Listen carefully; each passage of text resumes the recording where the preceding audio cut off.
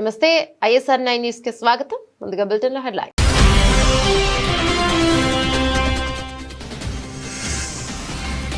పరస్పర సుంకాన్ని ప్రకటించిన ట్రంప్, పెంచిన సుంకాలు తక్షణమే అమల్లోకి వస్తాయని వెల్లడి.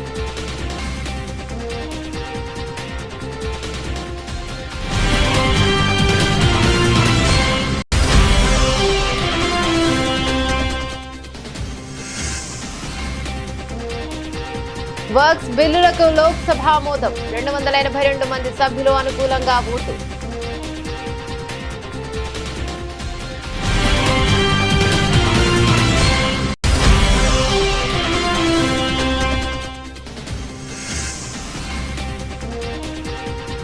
థాయిలాండ్ కు బయలుదేరిన ప్రధాని మోదీ, 5 దేశాల అధినేతలతో సమావేశం.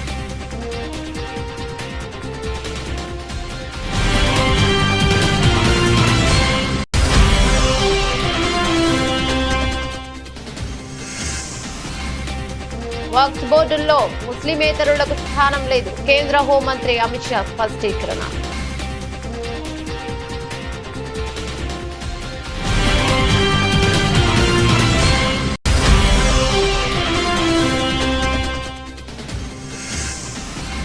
రిజర్వేషన్లకు అనుమతిస్తే సభ పెట్టి సన్మానం చేస్తాం, ఢిల్లీ బీసీ పోరుగచ్చిన సభలో సీఎం రేవంత్ రెడ్డి.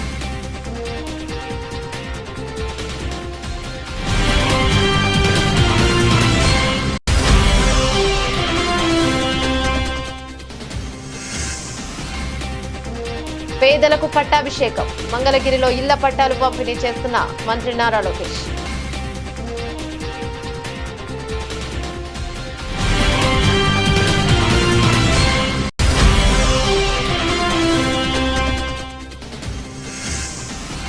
కంచె గచ్చిబౌలి భూములపై కేసీఆర్ సంచలన వ్యాఖ్యలు, ఆ భూములు కొనుగోలు చేస్తే నష్టపోతారని హెచ్చరిక.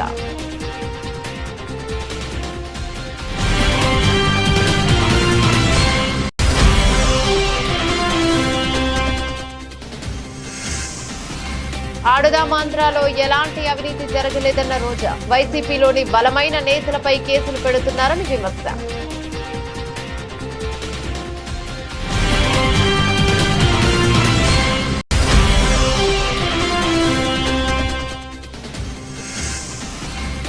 ఆర్సీబీకి గుజరాత్ షాక్, బెంగళూరుకు తొలి ఓటమి, బెంగళూరును 8 వికెట్ల తేడాతో ఓడించిన గుజరాత్.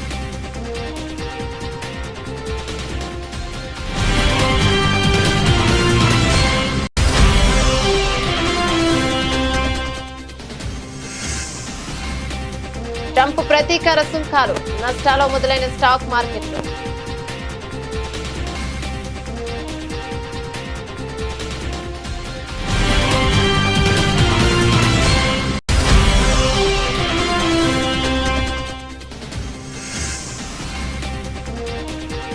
నాని ది పారడైజ్ పై రూమర్స్, జోకర్లు అంటూ ఘాట్ స్పందన.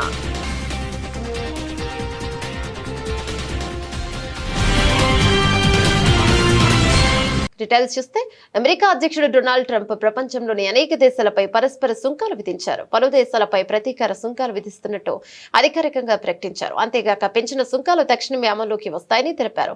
అధికార భవనం వైట్ హౌస్ లోని రోజ్ గార్డెన్ లో ఏర్పాటు చేసిన సమావేశంలో ఈ విషయాలను వెల్లడించారు.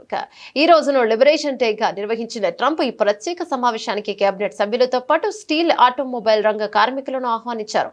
ఇక భారత్ తో పాటు చైనాపై భారీగానే పరస్పర సుంకాలను విధించారు. అయితే ఆయా దేశాలు తమ నుంచి వసూలు చేస్తున్న సుంకాల్లో తాము సగమే విధిస్తున్నట్లు, తద్వారా తాము వారిపై దయతో ఉన్నామని సందర్భంగా ట్రంప్ తెలియజేశారు.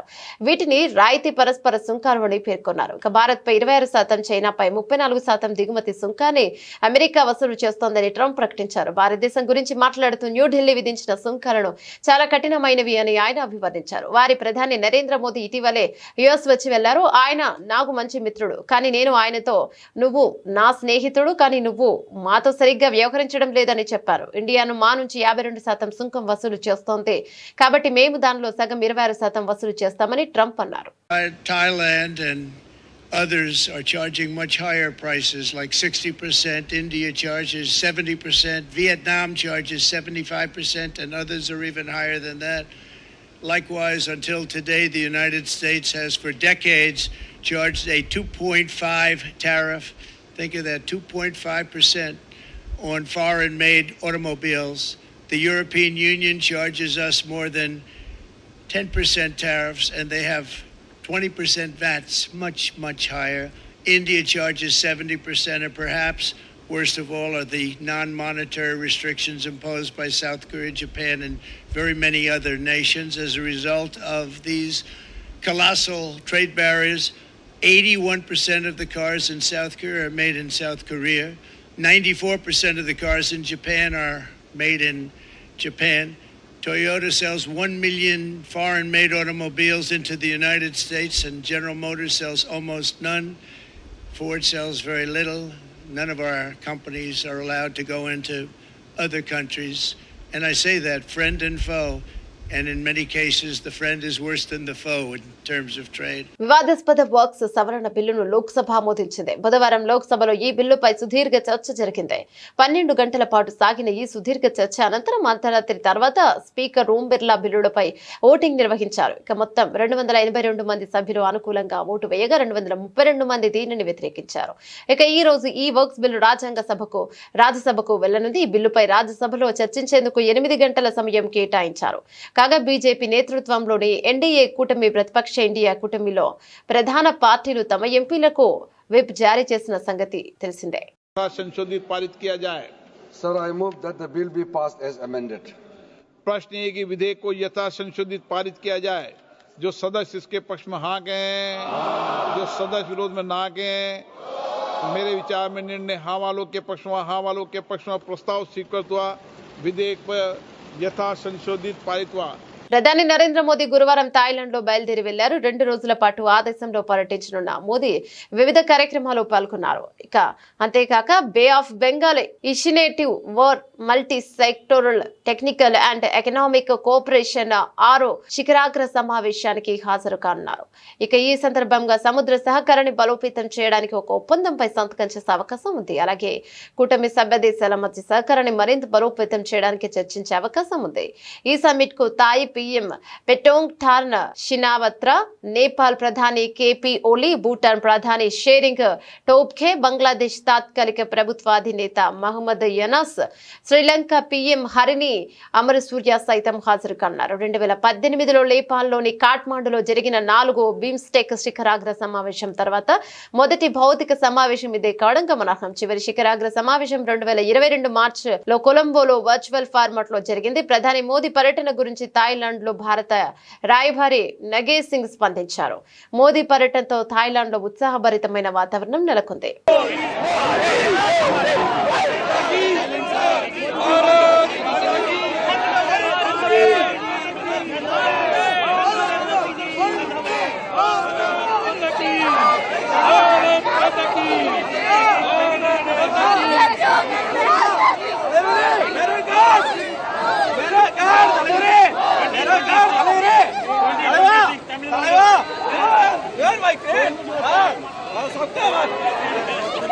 వర్క్స్ బోర్డు చట్టం సవరణ బిల్లుపై లోక్సభలో చర్చ సందర్భంగా కేంద్ర హోంమంత్రి అమిత్ షా మాట్లాడారు. వర్క్స్ బోర్డులో ముస్లిమేతరులకు కూడా స్థానం కల్పిస్తారంటూ కొందరు కావాలనే ముస్లింలను రెచ్చగొడుతున్నారంటూ మండిపడ్డారు. వర్క్స్ చట్ట సవరణ బిల్లులో అలాంటి నిబంధన ఏదీ లేదని స్పష్టం చేశారు.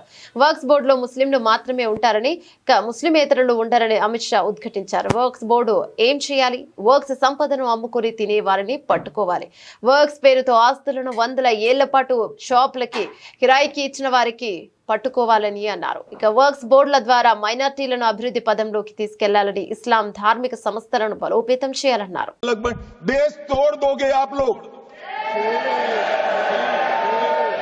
तोड़ दोगे.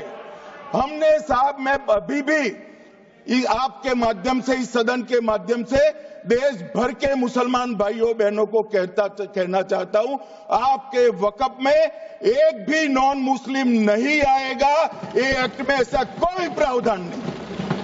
मगर जो वक़्फ बोर्ड है और वक़्फ परिषद है, उसका काम क्या है? वक़्फ की संपत्तियां मान्यवर बेच खाने वाले लोगों को पकड़कर इसके बाहर निकालने का. वक़्फ के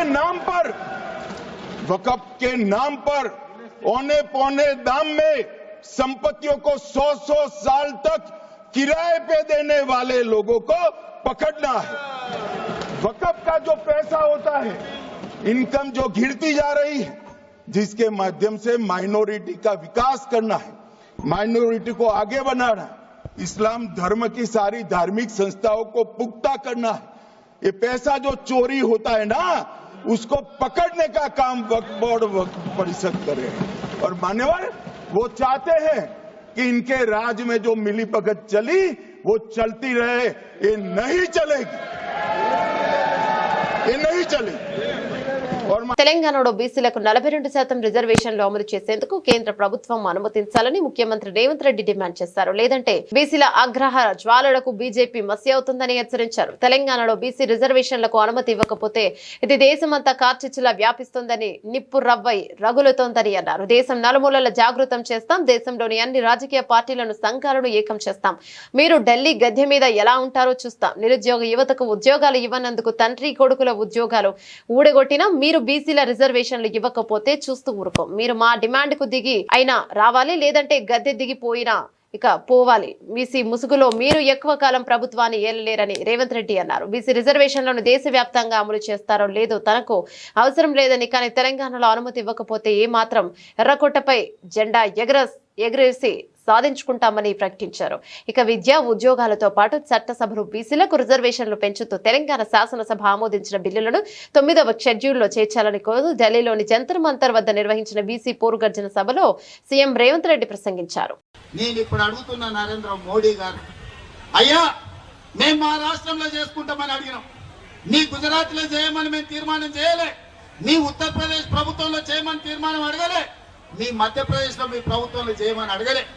మా తెలంగాణలో మా 4 కోట్ల ప్రజలల్లా మా బలైన వర్గాల సోదరులకు 42% రిజర్వేషన్లు ఇస్తాం, మేము మాకు అనుమతి ఇవ్వండి అని మేము తీర్మానం చేస్తే నరేంద్ర మోడీ గారు మీకు వచ్చిన కష్టమేందని నేను అడుగుతున్నా.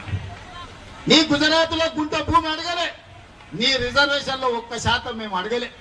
మేము మా తెలంగాణలో మా పిల్లల చదువులకు, మా పిల్లల ఉద్యోగాలకు, మా సోదరుల రాజకీయ అవకాశాల కోసం ఇవాళ మేము 42% రిజర్వేషన్ ఇస్తామని మా ప్రజలు ఎన్నుకున్న శాసనసభలో ఇవాళ మేము తీర్మానం చేసినాం. నీకేం కష్టం వచ్చిందని నేను అడుగుతున్న మోడీ గారిని. నీ దాంట్లో భాగస్వామ్యం అడగలే, ఢిల్లీలో నీ కుర్చీ కూడా మేము అడగలే, ఎర్రకోట మీద మేము జెండా ఎగరేస్తామని చెప్పలే. మా దగ్గర మా బలైన వర్గాల లెక్క తేలింది, మా రిజర్వేషన్లు పెంచుకుంటాం, మాకు అనుమతి ఇవ్వండి మోడీ గారు మహాప్రభు అని అక్కడి నుంచి తీర్మానం పంపించిన. అయినా పలకలే. బండి సంజయ్ని కలిసిండు, ధర్మపురి అరవింద్ని కలిసిండు, కిషన్ రెడ్డిని కలిసిండు. మా పిల్లలు విజ్ఞప్తి చేసిరు, మా సోదరులు పోయి డిమాండ్ చేసిండు. వాళ్ళు పలకలే, వాళ్ళు మళ్ళీ చూడలే. అందుకే ఇవాళ గల్లీలో ఉండి చెప్తే మీకు వినిపిస్తలేదు, అందుకే ఢిల్లీకి వచ్చి చెప్తాం, మోడీ గారు మీరు వినండి, జంతర్ మంతర్లో మా గొంతు వినిపిస్తున్నాం. ఇవాళ ఢిల్లీకి వచ్చినాం. ఆనాడు కురుక్షేత్రం సందర్భంగా ఒక మాట చెప్పిను, ఆయనను పోయి రావలే హస్తినకు అని. ఆయనను పోయి రావలేను హస్తి. పాస్టర్ పగడల ప్రవీణ్ కుమార్ అనుమానాస్పద మృతి 2 తెలుగు రాష్ట్రాల్లో తీవ్ర సంచలనం రేపిన విషయం విదితమే. ఇక ప్రవీణ్ మృతిపై సోషల్ మీడియా వేదికగా భిన్న కథనాలు వెలువడడం, కొందరు ఈ ఘటనపై తీవ్ర అనుమానాలు వ్యక్తం చేయడంతో రాజకీయ రంగం పులుముకునే పరిస్థితులు ఏర్పడ్డాయి. ఈ నేపథ్యంలో బుధవారం పాస్టర్ ప్రవీణ్ కుమార్ అర్ధాంగి జెసికా స్పందిస్తూ తన భర్త మరణాన్ని రాజకీయం చేయవద్దని విజ్ఞప్తి చేశారు. మత విద్వేషాలు రెచ్చగొట్టేందుకు ప్రవీణ్ మరణాన్ని వాడుకుంటున్నారని ఆవేదన వ్యక్తం చేశారు. ఏసు మార్గాన్ని అనుసరించేవారు మత విద్వేషాలు రెచ్చగొట్టరని ఆమె అన్నారు. తన భర్త మరణంపై ప్రభుత్వం చేస్తున్న దర్యాప్తు తనకు పూర్తి నమ్మకం ఉందన్నారు. పోలీసుల విచారణ సక్రమంగా జరుగుతోందని ఆమె అన్నారు. తన భర్త మృతిని రాజకీయాల లబ్ధి కోసం వాడుకోవాలని చూడటం దారుణమని ఆమె అన్నారు. పోలీసుల విచారణకు అందరూ సహకరించాలని ఆమె ఒక వీడియో సందేశాన్ని విడుదల చేశారు. I request your cooperation during this investigation. Government was quick to order complete investigation and we are gratefully thankful. We believe in the government investigation and I urge, please do not disturb the religious harmony.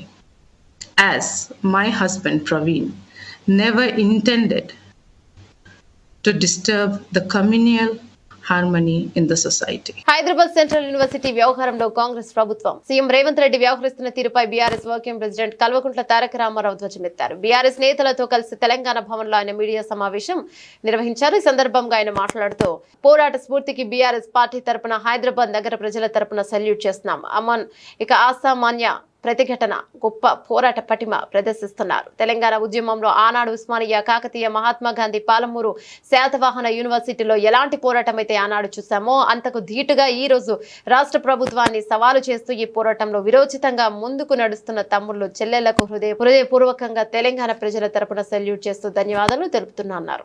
10 రోజులుగా ఇంత పెద్ద పోరాటం జరుగుతుంటే సహజంగా ప్రజాస్వామిక లక్షణాలున్న ప్రభుత్వం అయితే వారిని పిలవాలి, మాట్లాడాలి, వారి ఆందోళనలను విరమింపజేసే ఆలోచన చేయాలి. కనీసం వారితో పిలవకపోయినా కనీసం అక్కడికన్నా ప్రభుత్వ ప్రతినిధులను పంపి ఒక మంత్రి గారినో లేదా బాధ్యత గల వ్యక్తులను, అధికారులను పంపి వారికి కొంత వివరించి చెప్పే ప్రయత్నం చేయాలి. కానీ ఈ ప్రభుత్వ వైఖరి ఎట్లా ఉంది?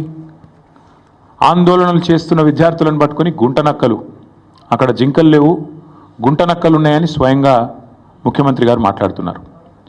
ఇంకొక మంత్రి గారు అయితే పేమెంట్ బ్యాచ్ అని చెప్పి విద్యార్థులను చిన్నగా చేసే విధంగా, వాళ్ళని అల్పంగా చూపే విధంగా ఇంకొక మంత్రి గారు నోరు బారేసుకుంటారు. ఉప ముఖ్యమంత్రి గారు అక్కడ జంతువులే లేవు, అదంతా ఏఐ జనరేటెడ్, ఆర్టిఫిషియల్ ఇంటెలిజెన్స్ ద్వారా జనరేట్ అయిన ఇమేజెస్ అని తన కృత్రిమ మేధస్సును ఆయన బయట పెట్టుకున్నాడు. You are just a custodian, నువ్వు ధర్మకర్తవు మాత్రమే. ప్రజల సొమ్ముకు, ప్రభుత్వ భూమి అంటే ప్రజల సొమ్ము అది, కాబట్టి ప్రజల సొమ్ముకు నువ్వు ధర్మకర్తవు మాత్రమే. You are a mere custodian for a very short time. నేనేదో రాజును, ఇది నాది రాజ్యం అన్నట్టుగా బిహేవ్ చేస్తే వారికి గుర్తు చేస్తా ఉన్నా, అది యూనివర్సిటీ భూమి, గవర్నమెంట్ భూమి, పంచాయతీ పక్కకు పెడితే నువ్వు you are a mere trustee and custodian, అంతే. ధర్మకర్తవు తాత్కాలికంగా ఉన్నవాడు, దాన్ని కాపాడాల్సింది పోయి ఇష్టం వచ్చినట్టు పనిచేస్తాను, ఇష్టం వచ్చినట్టు వ్యవహారం చేస్తానంటే కుదరదు. ఎన్నికల సమయంలో మంగళగిరి నియోజకవర్గ ప్రజలకు ఇచ్చిన హామీని నిలబెట్టుకుంటామని మంత్రి నారా లోకేష్ తెలిపారు. గురువారం మంగళగిరిలో పేదలకు పట్టాభిషేక కార్యక్రమం కింద తొలి విడతలో అర్హులైన 3000 మందికి ఇళ్ల పట్టాల పంపిణీకి మంత్రి లోకేష్ శ్రీకారం చుట్టారు.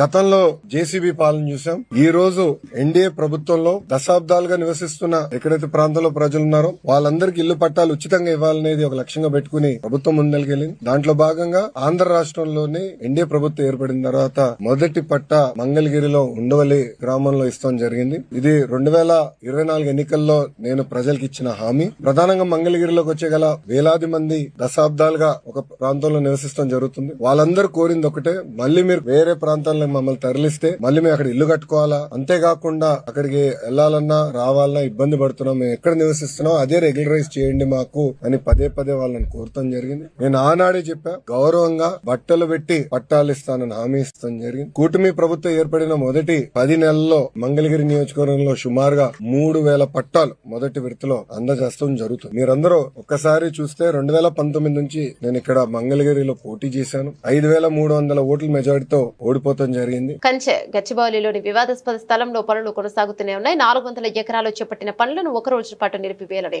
హైకోర్టు బుధవారం రాష్ట్ర ప్రభుత్వాన్ని ఆదేశించిన విషయం తెలిసిందే. అయినప్పటికీ ప్రభుత్వం చెట్ల నరికివేత చదును చేసే కార్యక్రమాన్ని ఆపివేయలేదు. గురువారం ఉదయం 7 గంటల సమయంలో కూడా కూలీలతో చెట్ల నరికివేయించే పనులను కొనసాగింది.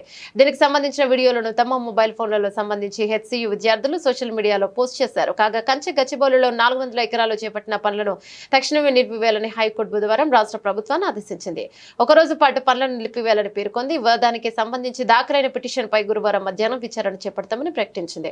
అయితే కోర్టు ఆదేశాలను ధిక్కరిస్తూ బుధవారం సాయంత్రం వేళ కూడా పనులు కొనసాగిస్తున్న వీడియోలు సామాజిక మాధ్యమాల్లో వైరల్ మారాయి. అన్ని మార్గాల నుంచి ఒత్తిడి తీవ్రం కావడంతో తప్పనిసరి పరిస్థితుల్లో ప్రభుత్వం చీకటి పడ్డాక పనులు నిలిపివేయాల్సి వచ్చింది.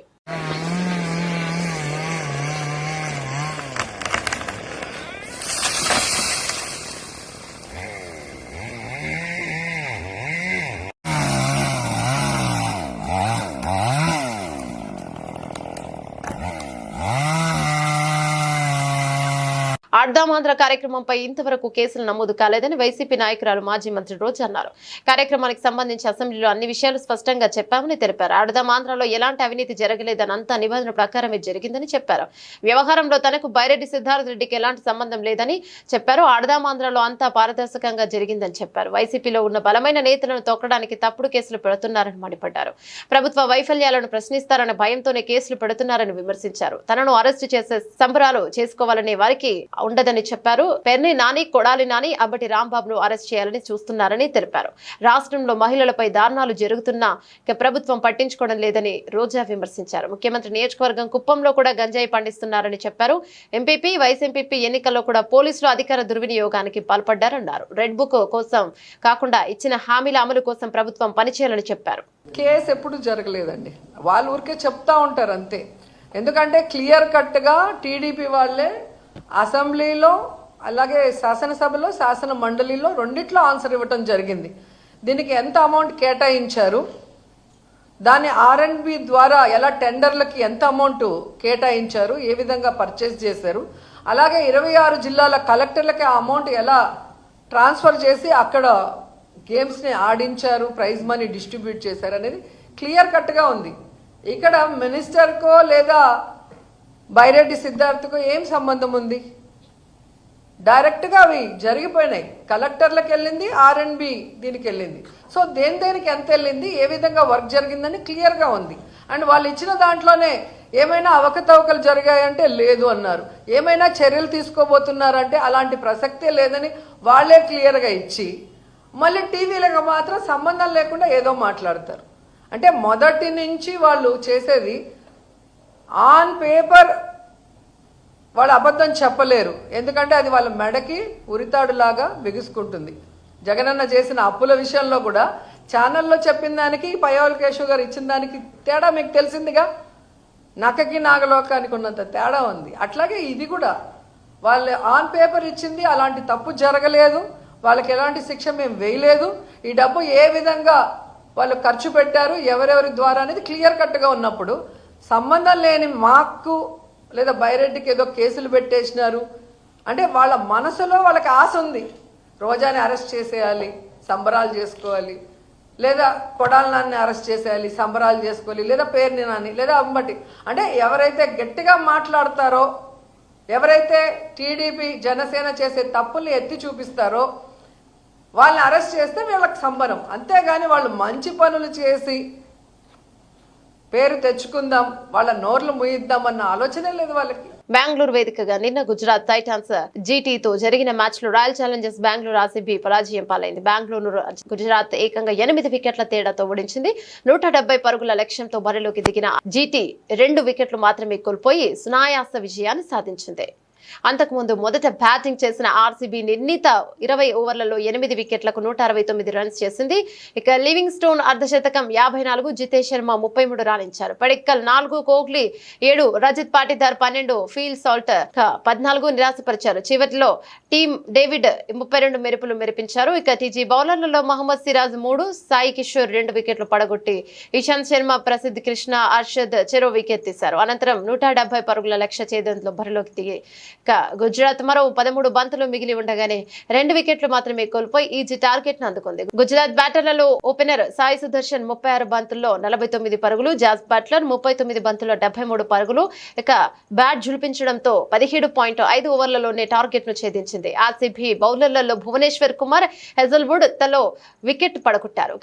తన 4 ఓవర్లలో కేవలం 19 రన్స్ మాత్రమే చేసి కీలకమైన 3 వికెట్లు తీసిన సిరాజ్ కు player of the match award దక్కింది. అమెరికా అధ్యక్షుడు డొనాల్డ్ ట్రంప్ భారత్ పై ప్రతీకార సుంకాలను ప్రకటించారు. భారత్ పై 26% ప్రతీకార సుంకాలను విధిస్తున్నట్లు ప్రకటించారు. ట్రంప్ సుంకాల ప్రభావం గురువారం భారత స్టాక్ మార్కెట్లపై తీవ్ర ప్రభావం పడింది. దాంతో మార్కెట్లు నష్టం మొదలయ్యాయి. ప్రారంభంలోని మార్కెట్లో నష్టాలతో మొదలయ్యాయి. సెన్సెక్స్, నిఫ్టీ భారీగా పతనమయ్యాయి. ప్రస్తుతం సెన్సెక్స్ 343.75 పాయింట్లు పతనమై ఇక 26,273.69 పాయింట్ల వద్ద ట్రేడ్ అవుతుంది. ఇక నిఫ్టీ 88.15 పాయింట్లు తగ్గి 23,244.20 వద్ద కొనసాగుతుంది. ట్రేడింగ్ లో దాదాపు 106 షేర్లు లాభపడగా 234 షేర్లు పతనమయ్యాయి. Sun Pharma, doctor Reddy's, Cipla, Power Grid Corporation, Shriram Finance, NTPC, Bajaj Finance, Titan Company లాభాలు కొనసాగుతున్నాయి. ఇక Bajaj Auto, Infosys, TCS, HCL, Tech Mahindra, ఇక ఎన్జిఓసి, ఇక ఓఎన్జీసీ, విప్రో, టాటా మోటార్స్ నష్టాలు కొనసాగుతున్నాయి. ఇప్పటికే వరుస నష్టాలతో లక్షల కోట్ల సంపద ఆవిరికాక గురువారం సైతం భారీగా నష్టాలు పెరిగే అవకాశాలు కనిపిస్తున్నాయి. అలాగే అంతర్జాతీయ మార్కెట్లు సైతం నష్టాలను కొనసాగుతున్నాయి. సుమారు 4% నాస్డాక్ ఫ్యూచర్స్ డౌన్ అయ్యాయి. ప్రైవేట్ టైమ్స్, హంగ్ సెంగ్, నిక్కీ 225 నష్టాలు కొనసాగుతున్నాయి. అమెరికాకు ముఖ్యమైన భాగస్వామి అయినప్పటికీ ట్రంప్ రెండో టారిఫ్ కింగ్ భారత్ ను అభివర్ణించారు.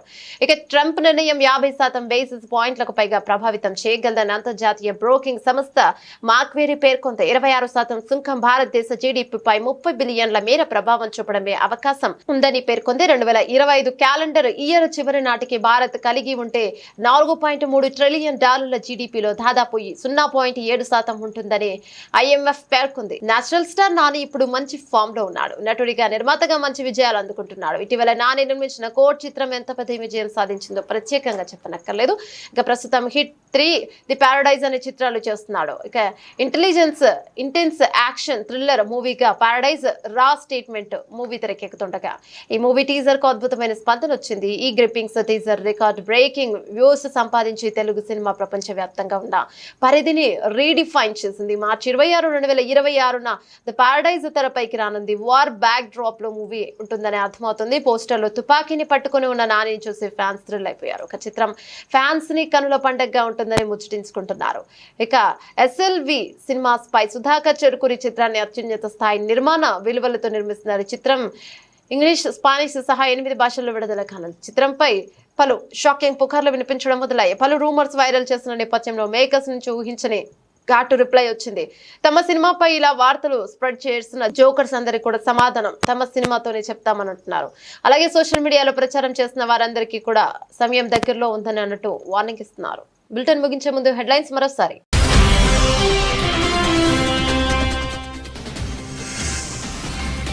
పరస్పర సుంకాన్ని ప్రకటించిన ట్రంప్, పెంచిన సుంకాలు తక్షణమే అమల్లోకి వస్తాయని వెల్లడి.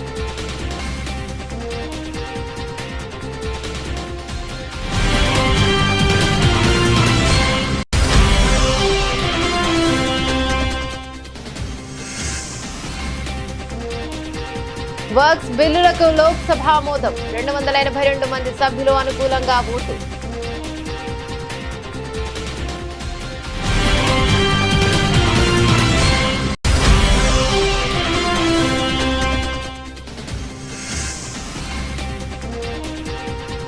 థాయిలాండ్ కు బయలుదేరిన ప్రధాని మోదీ, 5 దేశాల అధినేతలతో సమావేశం.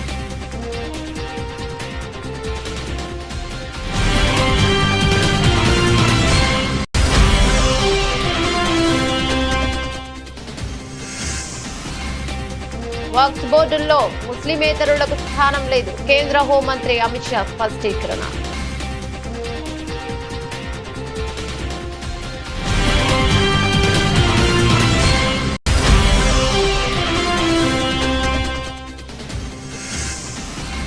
రిజర్వేషన్లకు అనుమతిస్తే సభ పెట్టి సన్మానం చేస్తాం, ఢిల్లీ బీసీ పోరుగచ్చిన సభలో సీఎం రేవంత్ రెడ్డి.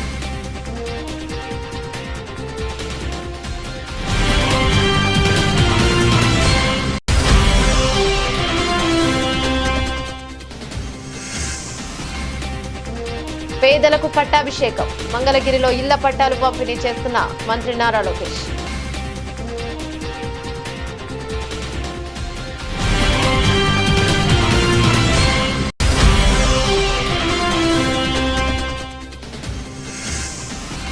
కంచె గచ్చిబౌలి భూములపై కేసీఆర్ సంచలన వ్యాఖ్యలు, ఆ భూములు కొనుగోలు చేస్తే నష్టపోతారని హెచ్చరిక.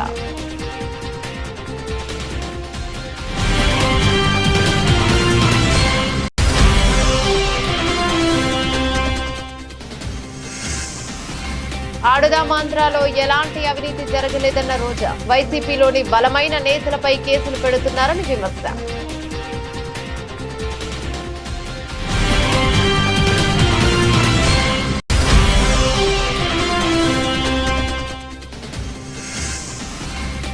ఆర్సీబీకి గుజరాత్ షాక్. బెంగళూరుకు తొలి ఓటమి. బెంగళూరును 8 వికెట్ల తేడాతో ఓడించిన గుజరాత్.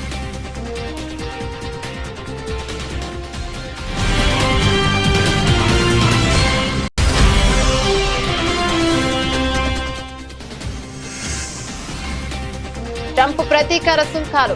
నష్టాల్లో మొదలైన స్టాక్ మార్కెట్లు.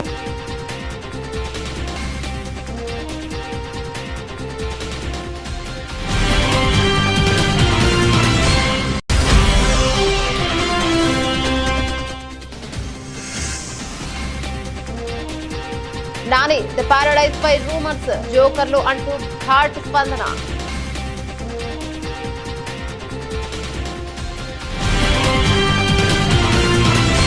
ఇవి బులెటిన్లోని అప్డేట్స్. మరో బులెటిన్లో మళ్ళీ కలుసుకుందాం. అంతవరకు సెలవు. నమస్తే.